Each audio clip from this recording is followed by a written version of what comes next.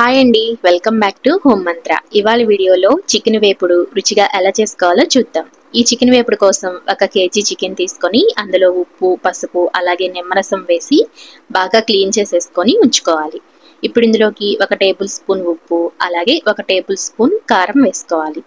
ఇలా ఉప్పు కారం వేసిన తర్వాత 1/2 టేబుల్ స్పూన్ అల్లం వెల్లుల్లి పేస్ట్ కూడా వేసుకొని ఈ ఉప్పు కారం అలాగే అల్లం వెల్లుల్లి పేస్ట్ని ముక్కలకి బాగా పట్టేటట్టు కలుపుకోవాలి.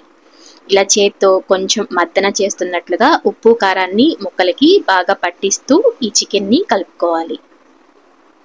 ఇలా ఉప్పు కారాన్ని బాగా ముక్కలకి పట్టించిన తర్వాత ఇందులోకి 2 టేబుల్ స్పూన్స్ పెరుగు వేసుకోండి. పెరుగు వేసిన తర్వాత ఈ పెరుగును కూడా ముక్కలకి బాగా పట్టేటట్లు ఇలా చేత్తో మద్దన చేస్తూ కలుపుకోవాలి.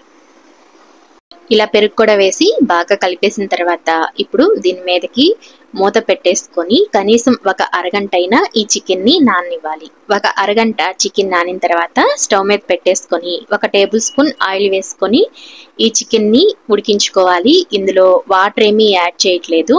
చికెన్లో నుంచి వాటర్ వస్తాయి కదా, ఆ వాటర్తోనే చికెన్ని ఉడికించుకుంటే చికెన్ రుచి చాలా బాగుంటుంది.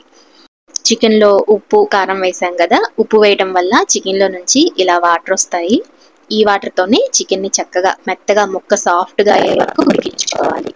ఒకవేళ మీకు ముక్క సరిగా ఉడకలేదు అనుకుంటే అప్పుడు కొద్దిగా వాటర్ వేసుకుంటూ చికెన్ని సాఫ్ట్గా వచ్చే వరకు ఉడికించుకోండి. మీరు ఈ చికెన్ని మూత పెట్టుకొనైనా ఉడికించుకోవచ్చు. మూత పెట్టుకుంటే ఆ ఆవిరి వాటర్ వల్ల ఇంకొంచెం వాటర్ అనేది చికెన్కి యాడ్ అవుతుంది, ముక్క సాఫ్ట్గా ఉడుకుతుంది. చూడండి, ఇక్కడైతే నేను చికెన్లో వచ్చే వాటర్తోనే ఈ చికెన్ మొత్తాన్ని ఉడికించాను. రుచి అయితే చాలా బాగుంది. ఇలా చికెన్లో వాటర్ అన్నీ అయిపోయి ఆయిల్లో ఫ్రై అవ్వడం స్టార్ట్ అవుతుంది కదా, ఇప్పుడు స్టవ్ ఆఫ్ చేసుకోవాలి. అలాగే ముక్క సాఫ్ట్గా ఉడికిందో లేదో ఇలా గరిటెతో ఒకసారి గుచ్చి చూస్తే అర్థమవుతుంది. ఇక్కడ ముక్కలు కూడా మెత్తగా సాఫ్ట్గా ఉడికిపోయాయి.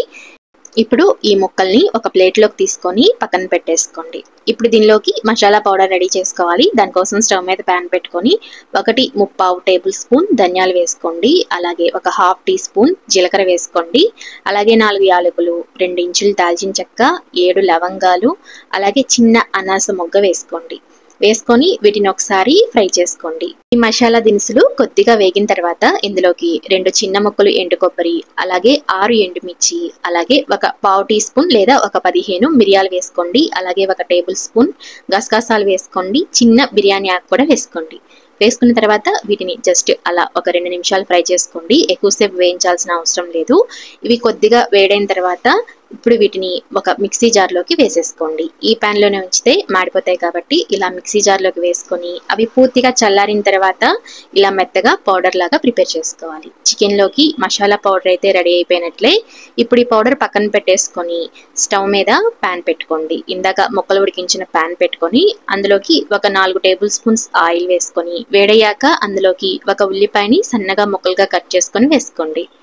ఉల్లిపాయ ముక్కలు వేసిన తర్వాత ఈ ఉల్లిపాయ ముక్కలు బ్రౌన్గా రావాలి, అప్పటి వరకు వేయించుకోండి.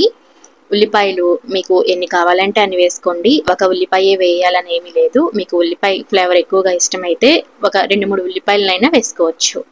ఇందులోకి 2 టేబుల్ స్పూన్స్ అల్లం వెల్లుల్లి పేస్ట్ వేసుకొని అల్లం వెల్లుల్లి పేస్ట్లో ఉండే పచ్చివాసన అంతా పోయే వరకు ఆయిల్లో బాగా ఫ్రై చేసుకోండి.